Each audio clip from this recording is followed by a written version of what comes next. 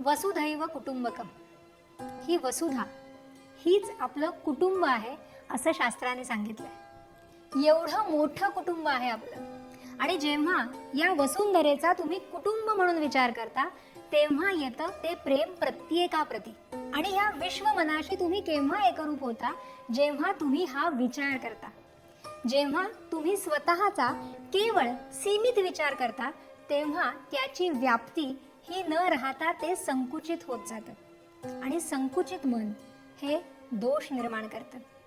आप परभावाला तुझं आणि माझं हा विचार निर्माण झाला की निर्माण होतात ते दोष.